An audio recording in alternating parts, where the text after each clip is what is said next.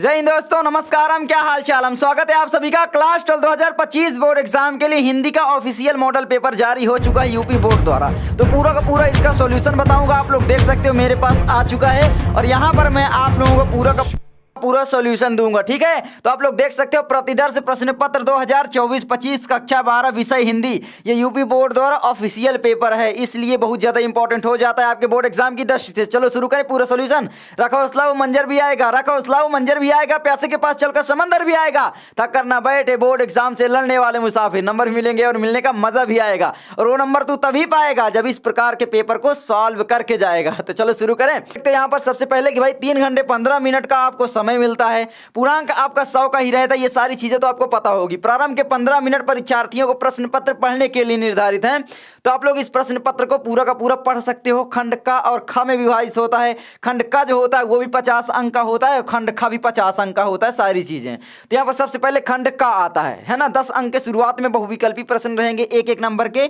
तो आपका पहला क्वेश्चन यहाँ पर कहता है उक्त व्यक्ति प्रकरण के रचनाकार हैं, तो याद करते जाना, दामोदर शर्मा जी हो जाते हैं। कौन हो जाते हैं? दामोदर शर्मा जी। आगे आपका आता है ख नंबर, भारतेंदु युग की पत्रिका है। भारतेंदु युग की पत्रिका मतलब भारतेंदु हरिश्चंद्र जी संपादित किए रहेंगे, विश्ली सी बात है। तो यहाँ पर आपका हो जाता है कवि वचन सुधा, काफी इंपॉर्टेंट पत्रिका है, बार बार पूछी जाती है। सरस्वती पत्रिका के संपादन की बात रही तो आचार्य महावीर प्रसाद द्विवेदी जी ने किया है। मर्यादा पत्रिका की बात रही तो संपूर्णानंद जी ने किया है, और हंस पत्रिका तो भाई हमारे फेमस मुंशी प्रेमचंद जी ने किया है। ठीक है, प्रेमचंद जी ने। तो याद रखना ये काफी ज्यादा इंपॉर्टेंट है। ठीक है, चलिए आगे ग नंबर प्रश्न आता है हिंदी गद्य साहित्य के। क्या है भैया? हिंदी गद्य साहित्य के द्वितीय उत्थान का प्रारंभ हुआ। 1 नंबर का क्वेश्चन आपका 1918 में, 1900 ईस्वी में, 1936 या 1938 में। तो आप लोग इसका आंसर बताना कि क्या हो जाएगा। देखता हूं कितने बच्चे बता पाते हैं। आगे है आपका घ नंबर, सेवा सदन के रचनाकार हैं। भैया सेवा सदन, गोदान गबन सेवा सदन निर्मला मुंशी प्रेमचंद जी के क्या हैं? उपन्यास है ना भैया। बार बार बताते आए हो, हमको तो ये नहीं भूलेगा, है ना। और जल्दी से बता ही दो इसी बात पर, जयशंकर प्रसाद जी के उपन्यास कौन कौन से हो जाते हैं भैया? कंकाल, तितली और इरावती, है ना। आगे आपका आता है अंगा नंबर, पर्दा कहानी के लेखक हैं। तो पर्दा कहानी के लेखक इंशाअल्लाह खां, ये तो भाई रानी केतकी की कहानी के लेखक हो जाते हैं। किशोरी लाल गोस्वामी, है ना, ये तो भैया कौन हो जाते हैं? किशोरी लाल गोस्वामी इंदुमती के, बहुत ज़्यादा इंपॉर्टेंट है, हिंदी की प्रथम कहानी मानी जाती है इंदुमती, है ना। उसके बाद आपके यशपाल हो जाते हैं, तो यहाँ पर आपके यशपाल सही हो जाते हैं। विष्णु प्रभाकर किसके लिए फेमस है भैया? तो विष्णु प्रभाकर, जल्दी से आप लोग बताना। बाबू गुलाब राय मेरी सफलताएं के लिए, विष्णु प्रभाकर कलम का सिपाही अमृत राय, और आवारा मसीहा, है ना, विष्णु प्रभाकर की जीवनी। ठीक है, क्या है? आवारा मसीहा, इसके लिए ये फेमस हैं। अगर पूछी जाएगी तो इनकी यही रचना पूछी जाती है, तो मैं बार बार हर एक चीज डिस्कस कर रहा हूं। ठीक है, तो यहाँ पर आपका सही विकल्प क्या होगा? यशपाल हो जाएंगे। आगे आपका देखो, ये आपका खंड आपका का तो है ही है, मतलब हिंदी गद्य आपका समाप्त हुआ। ठीक है, 5 अंक के बहुविकल्पी। अब यहाँ से आपका पद्यांश शुरू हो जाएगा। इधर आपसे विधा नहीं पूछेगा, क्योंकि भाई इसमें विधा कौन कौन सी होती है? 2 ही होती है, कह लो महाकाव्य या तो काव्य। काव्य में खंड काव्य हो सकता है या तो महाकाव्य हो सकता है, वो इसलिए सी बात है। तो यहाँ पर आपका दूसरे में क्या कहता है? आदिकाल का ग्रंथ नहीं है।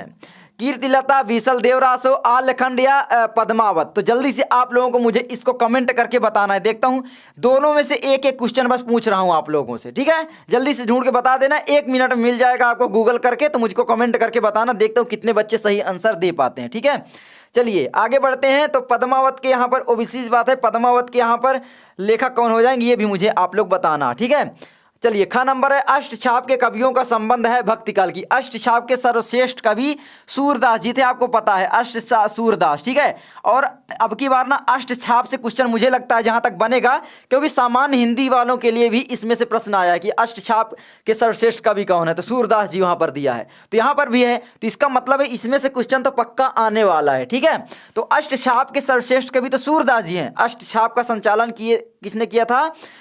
सूरदास जी के गुरु है ना वल्लभाचार्य जी के पुत्र विठल नाथ जी ने किया था। आपको पता है ना, उसमें 8 कवियों का समूह बनाया गया था। 8 कवियों का याद करने के लिए लास्ट में दास आता है, और ये कृष्ण भक्ति शाखा के कवि। कौन सा भैया? कृष्ण भक्ति। ठीक है, तो कृष्ण भक्ति शाखा से। ठीक है, याद रखोगे कृष्ण भक्ति शाखा के। क्यों? क्योंकि भैया सूरदास जी कृष्ण भक्ति शाखा से थे, तो मतलब मैं आपको याद करवा रहा हूं। ठीक है, उसके बाद आपका आता है ग नंबर, श्रृंगार और वात्सल्य रस के अमर कवि हैं।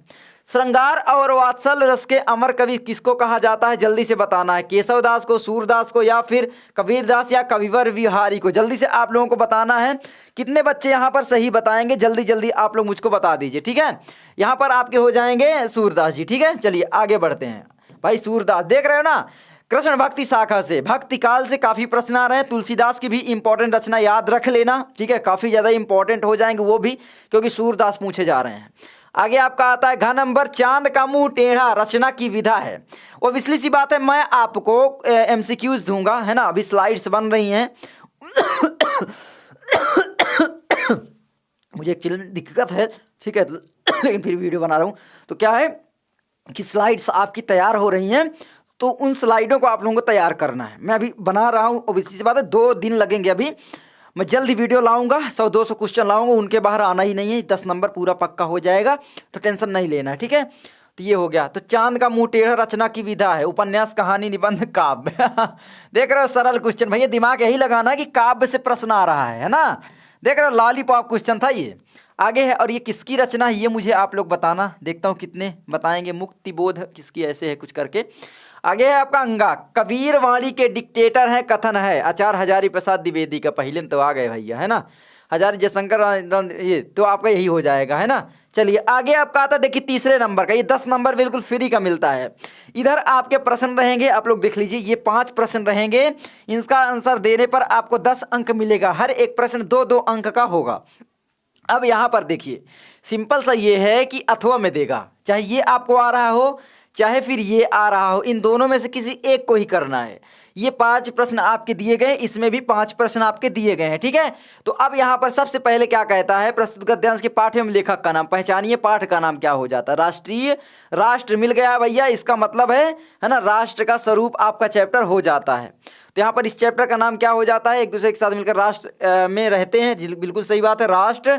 तो राष्ट्र का मतलब आपका हो जाएगा राष्ट्र का, है ना, स्वरूप। तो राष्ट्र का स्वरूप के लेखक कौन हो जाते हैं भैया? वासुदेव शरण अग्रवाल जी हो जाते हैं। बिल्कुल सिंपल है भैया, वासुदेव शरण अग्रवाल, है ना। चलिए तो लिख लेना आप लोग, है ना। ये आपके हो गए रेखांकित अंश की व्याख्या बना बना करके आप कर दो, ठीक है, कोई दिक्कत ही नहीं है। समन्वय युक्त जीवन राष्ट्र का सुखदायी रूप है, इतने का करना है।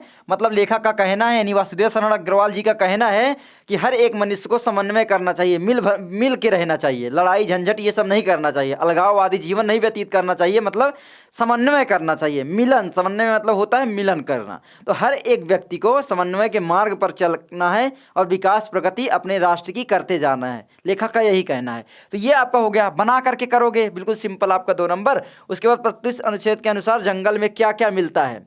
तो जंगल में क्या क्या मिलता है भैया, है ना। जंगल में जिस प्रकार की ये लता, वृक्ष, वनस्पति, है ना, ये सब मिलते हैं। बिल्कुल सिंपल हो गया आपका। आगे है आपका यहाँ पर, जल प्रवाह नदी के रूप में किससे मिलता है? तो यहाँ पर आप लोग देख लीजिए, जल प्रवाह नदी के रूप में किससे मिलता है, आपको मिल जाएगा, है ना।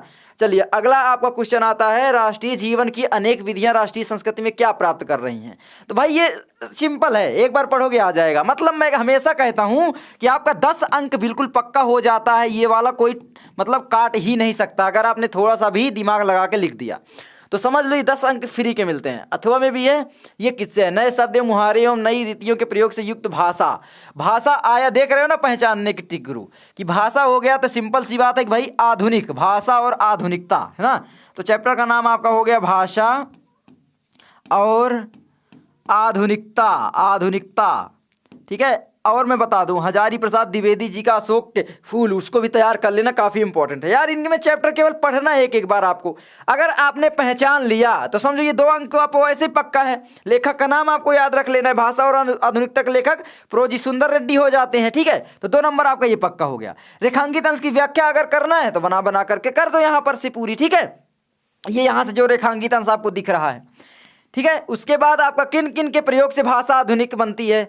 तो यहाँ पर आपका है भैया, भाषा आधुनिक किन किन के प्रयोग से बनती है, जल्दी से आप लोगों को बताना है। तो यहाँ पर आपका है भाषा आधुनिक बनती है, भाषा आधुनिक बनती है, ढूंढ लेना, ठीक है। अभी टाइम लग जाएगा, भाषा को आधुनिकता प्रदान करना है, ठीक है। ये देखो, शब्दों को शब्द के प्रयोग से, नूतन शैली का प्रयोग करने से, है ना, ये सब है ना, गढ़ने से, और क्या है, विचारधारा से, ये सब आपको एक प्रकार से लिख देना है। उसके बाद किन किन के प्रयोग से हो गया आपका, भाषा का विकास कब नहीं होता है? तो यहाँ पर आपका भाषा का विकास कब नहीं होता है, ये नहीं होता है। तो यहाँ पर से आपका कुछ होगा कि भाई दूसरे शब्दों में केवल आधुनिक युगीन विचारधाराओं के अनुरूप नए शब्दों के गढ़ने मात्र से ही भाषा का विकास नहीं होता। देख रहे हो भाई, सरल क्वेश्चन बिल्कुल आता है, इसीलिए मैं आपको इसको बताता ही नहीं हूँ भाई, है ना, मतलब ये सॉल्व कर लोगे। तो ये आपका हो गया। उसके बाद ये देखो आपका पद्यांश आ जाएगा, प्रश्न नंबर 4 से शुरू होगा, ये भी 10 अंक का रहेगा, 2-2 नंबर के 5 क्वेश्चन पूछे जाएंगे, है ना। नील परिधान बीच सुकुमार, सुकुमार है ना, श्रद्धा मनु, क्या हो जाएगा ये आपका श्रद्धा मनु चैप्टर से हो जाएगा। श्रद्धा मनु भैया एक ही बार में कैसे पहचान लेते हो। तो मैं आपको बता दूं, बार बार पढ़ाने से एक तो प्रैक्टिस है, दूसरी बात आप लोगों को चैप्टर तो पढ़ना ही पढ़ना है, ठीक है। तो देख सकते हो पूरा का पूरा श्रद्धा मनु का आप लोगों को पढ़ना है। ये देखो श्रद्धा मनु से ही है पूरा का पूरा, देख लो चाहे, ठीक है। तो ये चीज़ है। आगे आपका क्या आता है, इसमें आपके कुछ प्रश्न हैं। देखो प्रस्तुत पद्यांश के पाठ एवं कवि का नाम, तो पाठ का नाम आपका श्रद्धा मनु है ना, जयशंकर प्रसाद जी के कामायनी से लिया गया है। और यहाँ पर लेखक का नाम जयशंकर प्रसाद जी, सी बात है। रेखांकित अंश की व्याख्या भैया यहाँ पर बना बना करके आपको कर देना है। श्रद्धा मनु को पूरा का पूरा तैयार आप लोगों को कर लेना है एक्चुअली में, ठीक है। एक कॉन्टेक्स्ट पता रहता है तो बना बना कर भी कर सकते हो कि भाई श्रद्धा जो है वो मनु को समझा रही है। श्रद्धा एक स्त्री है, मनु एक पुरुष है। जब बहुत ही पहले है ना उथल पुथल आया था, पूरी पृथ्वी में जीवन नष्ट हो गया था, तो 2 ही लोग बचे थे, एक श्रद्धा एक मनु। श्रद्धा भटक रही होती है, मनु भटक रहे होते हैं, किसी कारणवश उन दोनों की मुलाकात हो जाती है और श्रद्धा को पता होता है कि अगर हम दोनों मिल जाते हैं, मतलब शादी कर लेते हैं, तो इसलिए सी बात है नई नई संतानें जन्म लेंगी और इस प्रकृति का नया उत्थान हो सकेगा, है ना, नया जीवन प्रारंभ हो सकेगा। तो उसके लिए श्रद्धा समझा रही होती कि हे मनु, आप और हम दोनों समन्वय के मार्ग पर चलते हैं, मिलन कर लेते हैं, जिससे इस पूरे के पूरे सृष्टि का नया उत्थान हो सकेगा। तो इस प्रकार से कुछ यहाँ पर है, मैंने आपको बता भी दिया। उसके बाद है आपका ये देखो, मेघवन के बीच गुलाबी रंग में कौन सा अलंकार है। मेघवन बीच गुलाबी रंग में कौन सा अलंकार है, जल्दी बताओ। मेघवन है ना, ये देखो रूपक अलंकार है, ठीक है। तो यहाँ पर आपका रूपक अलंकार हो जाएगा, ठीक है। ये हो गया आपका। उसके ये बात है, नीले वस्त्र में लिपटी नायिका की इच्छा भी कैसी दिख रही है। तो यहाँ पर आपको ये बताना है परिधान और मृदुल शब्द का क्या अर्थ है, ये बताना है। मृदुल मतलब बिल्कुल मृदुल कोमल, है ना, और परिधान मतलब क्या होता है आप लोग मुझे कमेंट करके बता देना। अथवा में देखो ये दिया गया है, इस धरासी जग का क्रम शाश्वत है ना, इस जीवन का उद्गम शाश्वत है, गति शाश्वत, संगम शाश्वत, नभ का नीला विकास शाश्वत, शशि का यह है राजत हास, है ना, जन जीवन के कर्णधार चिर जन्म, है ना, मरण के आर पार शाश्वत जीवन, नौका विहार भैया नौका विहार चैप्टर से। अब मुझे बताना नौका विहार से तो है, इसके कवि कौन हो जाते हैं बताना। ये आपका 10 नंबर पक्का। उसके बाद आपका ये आपका पूछे जाएगा, देखो जो सामान्य हिंदी वालों के लिए होता है उनके लिए तो भैया उल्सी सी बात है, साहित्यिक परिचय पूछता है, और आप लोगों के लिए जीवन परिचय पूछेगा, ठीक है। जीवन परिचय आपको वासुदेव शरण अग्रवाल, दीनदयाल उपाध्याय, प्रोजी सुंदर रेड्डी का तैयार कर लेना है, ठीक है। इनमें से आना ही आना है, एक और कोई तैयार कर लेना, हजारी प्रसाद द्विवेदी का कर लेना, इंपॉर्टेंट वो भी है। और यहाँ पर देखो, ठीक है, आगे आपका आता है ये देखो कवि परिचय। कवि परिचय में क्या रहेगा आपका, कवि परिचय में आपका जयशंकर प्रसाद का रहेगा, रामधारी सिंह दिनकर, सूर्यकांत त्रिपाठी निराला, यदुवंश उपाध्याय हरिऔध, है ना। अब यहाँ पर महादेवी वर्मा का भी तैयार कर सकते हो। उसके बाद आपका ये खंड काव्य आ जाता है, देख लो, ठीक है। ये खंड काव्य आप लोग तैयार कर लीजिए, आपके जिले के अनुसार आता है। उसके बाद बढ़ते हैं, ये आपका संस्कृत गद्यांश आ जाता है मालवीय वाले चैप्टर से, ठीक है। इसका आपको अनुवाद करना है, 7 नंबर का, बहुत बड़ा नंबर है। अथवा में नहीं आता तो ये वाला कर लो, है ना, उलूक जातकम यही वाला है ना, शकुन, हाँ वही तो है, ये हाँ वही है, ठीक है। तो ये आपका हो जाता है। तो इनमें से आपको अनुवाद करना है, ये तो देखो आपको करना पड़ेगा। इसमें क्या है, आपको रटना पड़ेगा, कह लो थोड़ा सा। देखो ओबियसली सी बात है, इसको पढ़ोगे फिर समझोगे, संस्कृत आसान लगती है ना, मुझको भी नहीं आती थी, लगती है, तो आप लोगों को ये करना है। उसके बाद यहाँ पर देखो ये श्लोक का करना है 7 नंबर, धरे पड़े हैं भैया फ्री के नंबर, है ना। 7 नंबर में आपको इंपॉर्टेंट बताऊंगा, ये इंपॉर्टेंट तो है ही है, करो जल्दी तैयार, किस चैप्टर से है और इसका अर्थ, ठीक है। अगर आपको किस चैप्टर से नहीं पता तो मेरी जान अर्थ ही आप लोग लिख के आना, 5 नंबर मिलेंगे एटलीस्ट, ठीक है। आगे आपका आता है, देखो निम्नलिखित में से किन्हीं 2 का संस्कृत में आपको उत्तर देना है, ये आपके प्रश्न हो जाते हैं, जल्दी से बताना। अब यहाँ पर आपका देखो ये हिंदी आपका साहित्यिक और सामान्य दोनों के लिए समान है, ठीक है। मतलब कि रस छंद अलंकार 2-2 नंबर के, यानी टोटल 6 नंबर के, ठीक है। श्रृंगार और करुण रस, यहाँ पर श्लेष अथवा दृष्टांत अलंकार, चौपाई छंद अथवा दोहा छंद, है ना, सोठा भी पूछ लेता है। उसके बाद आपका निम्नलिखित में से किसी एक विषय पर आपको निबंध लिखना है, ये लिखना ही लिखना है, 9 नंबर का, ये दोनों के लिए होता है। उसके बाद आपका आता है पावका का संधि विच्छेद होगा, पावका पावधन अका, है ना, पावका यही होगा। तो पावका, पौधन अकह, पावका हो जाएगा। ठीक है, उसके बाद प्रेजते का संधि विच्छेद होगा, प्रेजते, प्रधन एजते, है ना, यही हो जाएगा। तो प्रधन एजते ये है आपका। उसके बाद है आपका पुस्तकालय, पुस्तक धन आलय, है ना, पुस्तकों का घर, आलय मतलब घर, तो पुस्तक आलय में आपका हो जाएगा, अरे ये यहाँ तो दूसरा पूछा है, कौन सी संधि हो जाएगी, पुस्तक आलय, आलय ये आता है लास्ट में, यानी ये स्वर है तो स्वर संधि हो जाएगी। ठीक है, दीर्घ स्वर संधि ये हो गई। चलिए स्वर संधि यहाँ पर है। आगे आपका ख नंबर है, निम्नलिखित में से किसी एक का विग्रह करके समास का नाम लिखिए। 10 आनन, है ना, 10 हैं आनंद जिसके, भैया 10 आनंद, रावण दूसरी ओर इशारा कर रहा है, ओबवियसली सी बात है, कौन सा हो गया, बहुब्रीहि समास हो गया। कर्मधारय भी हो जाएगा 10 आनंद, यहाँ पर आपका 10 हैं आनंद जिसके। ठीक है, ये हो सकता है, दो प्रकार से हो सकता है, क्योंकि यहाँ पर संख्यावाची भी दिया है, तो यहाँ पर आपका द्विगु समास भी हो सकता है ना, 10 आनन वाला, ऐसे कर सकते हो 10 आनन, तो ये आपका द्विगु भी हो सकता है। तो समझ लो, एक कोई ना कोई लिख दोगे, एग्जामिनर जो होता है उसको आराम से पता रहेगा, सही हो जाएगा 2 नंबर। ठीक है, कृष्ण सर्प, कृष्ण और सर्प, कृष्ण सर्प, कृष्ण सर्प। ठीक है, तो ये हो गया प्रत्येकम, प्रति और एकम, क्या हो जाएगा, प्रति एकम। बताना, एक ही बोला था, ये दोनों का मुझे आप लोग बता देना। आगे आपका ये देखो, पत्र लेखन आपका आएगा, है ना, बैंक में खाता खोलने के लिए बैंक प्रबंधक को आवेदन प्रार्थना पत्र लिखिए, 8 नंबर का आता है ये। ठीक है, या फिर शहर में फैली संक्रामक बीमारी की तरफ जिलाधिकारी का ध्यान आकर्षित करने के लिए आवेदन पत्र या प्रार्थना पत्र लिखिए, भैया 8 नंबर का, बिल्कुल लॉलीपॉप क्वेश्चन। सेवा में श्रीमान विषय लिखना है, छेप देना है बीच में, लास्ट में भवदी लिखना है ना, बस आपका पत्र तैयार, है ना। अपने गांव के अनुसार लिखें, मेरे गांव में नाला नाली बह रहे हैं, मेरे गांव में ये है, मच्छर जन्म ले रहे हैं। भैया मजाक कर रहा हूँ, बिल्कुल सरल है इसलिए कर रहा हूँ, आप लोग रटने लग जाते हो, रटना नहीं है। ठीक है, समझे मेरे भाई। चलो आगे बढ़ते हैं। आगे आपका आता है, देखो, निम्नलिखित में से किसी एक शब्द के धातु एवं प्रत्यय का योग स्पष्ट कीजिए। कृत, क्र में आपका क्र धातु है आपका, है ना, प्रत्यय आपका कौन सा, कृत हो जाएगा। गता हमें गता, गत धातु, दत्ता में बताना, ये आप लोग बताना। एक्चुअली मैं संस्कृत में बहुत ज़्यादा वीक हूँ, ठीक है, ये संस्कृत के हैं, तो आप लोग मुझे बताना क्या हो जाएगा। निम्नलिखित में से किसी एक शब्द का प्रत्यय लिखिए। इनको देख लो किस तरीके प्रश्न आएंगे, इससे होगा ये कि आप जब पेपर देने बैठोगे तो आपको देखना नहीं पड़ेगा कौन से नंबर में क्या प्रश्न रहेंगे, आपको पता रहेगा कि बहुविकल्पी लास्ट में एक नंबर के लास्ट में भी आने हैं। ये देख सकते हो, निम्नलिखित में से किसी एक शब्द का प्रत्यय लिखिए। प्रभुता, जो जानत प्रभुता सोई, है ना, प्रभुता संप्रभुता, ता हो जाएगा इसमें, रूप में वती हो जाएगा, प्रत्यय पूछा है, इसमें उपसर्ग आपका रूप हो जाएगा, गुणवान में वान हो जाएगा। बस भैया 1 नंबर पक्का। कितना सरल आ रहा है यार। निम्नलिखित पदों में से किसी एक पद में प्रयुक्त विभक्ति तथा संबंधित नियम का उल्लेख आपको करना, ये देख लो। ठीक है, इनमें कर लेने, ये संस्कृत का है तो बिल्कुल सी बात है, आपका विकास भैया नहीं बता पाएगा, उसके लिए माफ़ करना, आप लोग पढ़ रहे होंगे। ठीक है, बाकी हिंदी की हर चीज़ मैं आप लोगों को बता ही रहा हूँ।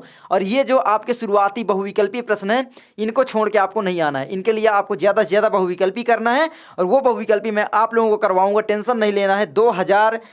2020 से लेकर के 2024 तक जितने सेट हैं, है ना, जितने हर एक सेट यानी ऑल सेट आपके हैं। मतलब देखो, एक साल में यूपी बोर्ड 7 क्वेश्चन पेपर बनाता है, यानी टोटल मिला करके 70 बहुविकल्पी प्रश्न होंगे। 2020 से मैं 2024 तक के सभी बहुविकल्पी प्रश्न आपके करवा दूंगा, महामैराथन लाऊंगा, एक भी नंबर छोड़ के नहीं आना है। आपका विकास भैया वादा किया है ना, तो करवाएगा फ्री में। और अगर आप लोग चाहिए तो 12th हिंदी स्पेशल बैच में भी ज्वाइन हो सकते हैं। 12th Hindi special batch learn mantra application play store से डाउनलोड करोगे तो मिल जाएगा। उसमें मात्र 99 में प्रिपरेशन करवा रहे हैं, बहुत ही अच्छी तरीके से आपको PDF मिलेगा, हर चीज़ मात्र 99 में 99 नंबर दिलाएंगे। ठीक है, तो आप लोगों को वहाँ पर जाना है और अपनी तैयारी करना है। हर एक चीज़ की एक रिकॉर्डेड वीडियो आपको मिल जाएगी, और कुछ इंपॉर्टेंट लाइव सेक्शन भी आपको मिलेंगे, टेंशन नहीं लेना है। लाइव सेशन मतलब सेक्शन मतलब उसमें कुछ मैं ऐड कर दूंगा, प्लेलिस्ट एक प्रकार से जो लाइव करूंगा। आई होप आपको ये वीडियो अच्छी लगी तो लाइक करना, चैनल पर सब्सक्राइब करना। मैं मिलता हूँ आपसे अगली वीडियो में। अपने विकास भैया को दीजिए इजाज़त, तब तक के लिए नमस्कारम, टेक केयर, बाय बाय।